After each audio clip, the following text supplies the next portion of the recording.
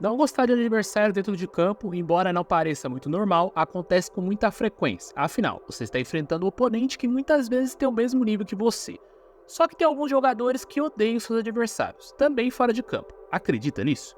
Então, nesse vídeo, eu separei os 10 jogadores que odeiam seus adversários dentro e fora de campo. Então, bora pro vídeo. Número 10. Neymar e Cavani. Isso aqui não é muita novidade, até por isso fiquei em 10º na nossa lista, mas para quem não sabe, quando o Neymar começou sua trajetória no PSG, Cavani já estava por lá por muito tempo.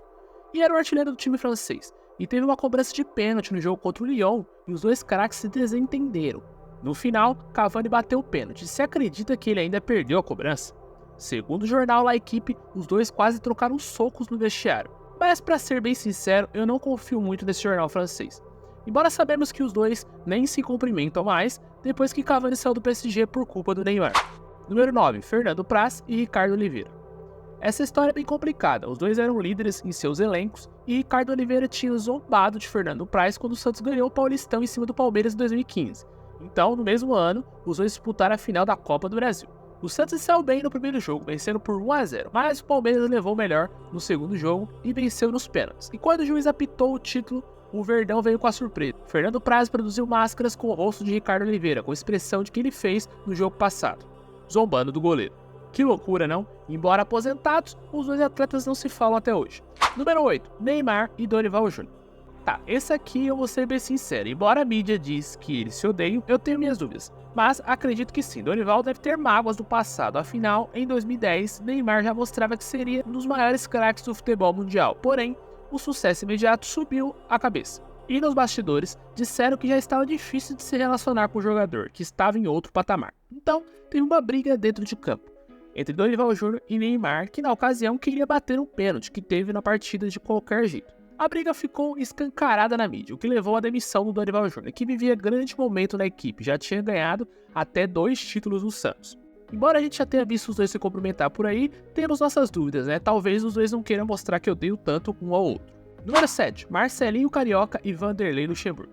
Esse aqui é das antigas. Bom, se você não é dessa época, eu vou resumir aqui. Marcelinho foi um dos grandes ídolos do Corinthians, um grande craque, batia falta como ninguém. Luxemburgo pediu para Marcelinho marcar um lateral em uma partida. O jogador não cumpriu a ordem do treinador, por entender que não era função dele fazer aquilo, né? E deixou o Luxa revoltado.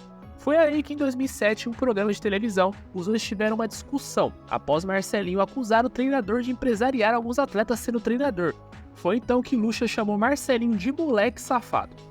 E não para por aí, não é? Luxa disse que chegou a tirar mulheres do quarto de Marcelinho durante a concentração, e daí em diante a briga só piorou, que barraco. Os dois nunca mais se falaram, e até hoje dizem se odiar ao extremo. Marcelinho até entrou na justiça contra Luxemburgo por danos morais. Número 6. Zidane e Materazzi. Quem aqui não se lembra dessa cabeçada histórica de Zidane e Materazzi? Esse dia ficou marcado para a história, afinal era o dia da aposentadoria do craque, em uma final de Copa do Mundo, né? E que craque era Zidane? Se já não basta fazer tanta história em campo, Zidane ainda fechou com chave de ouro, com essa grande polêmica. O atleta foi expulso e ficou durante anos essa discussão do que Materazzi teria dito para Zidane perder a cabeça. Perder a cabeça não, né? Dar uma cabeçada. Até que um dia foi revelado que Materazzi fez insultos à irmã do craque, que foi a gota d'água para ele, né? Número 5. Falcão e Leão. Sim, se você não sabe ou não lembra, Falcão, o rei do futsal, ele mesmo, se aventurou nos gramados em 2005. Quem diria, hein, Falcão? O jogador tentou jogar pelo São Paulo, mas não teve sucesso. O treinador na época era Leão, que não quis utilizar ele grande parte das partidas, colocando ele apenas para entrar ali no final da partida, que irritou o jogador. Ainda mais quando o treinador disse que Falcão não dava certo nos gramados e precisava se adaptar ao campo. Falcão disse que Leão não tinha credibilidade nenhuma para falar aquilo no futebol. E a coisa ficou séria. Infelizmente Falcão não continuou nos gramados e voltou para a quadra. A habilidade sabemos que Falcão tinha, né? Só faltou dar certo. Número 4. Tevez e Leão.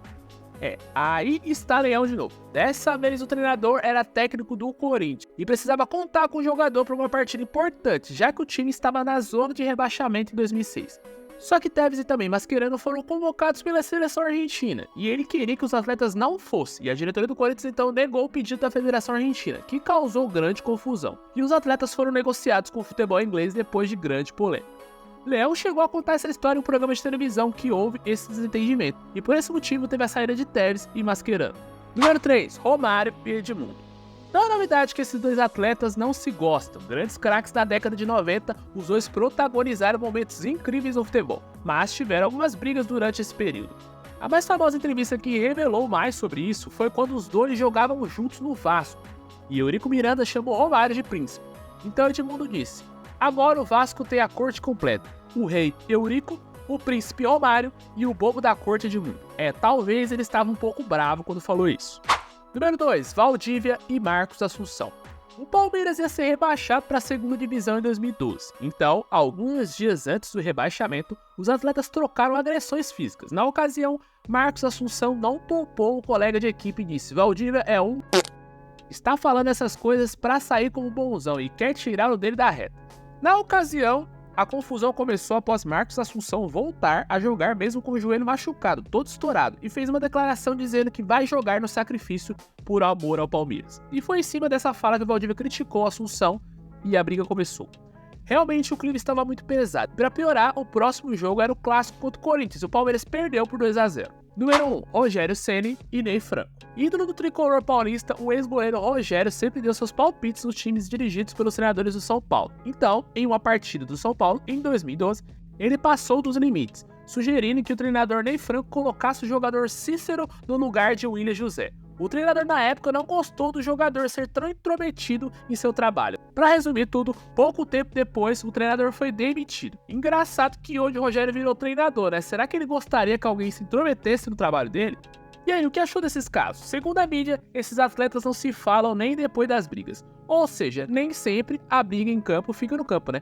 Tivemos muitos mais casos parecidos no futebol. Se você fosse atleta, levaria essa briga para fora dos gramados? Deixa a sua opinião nos comentários.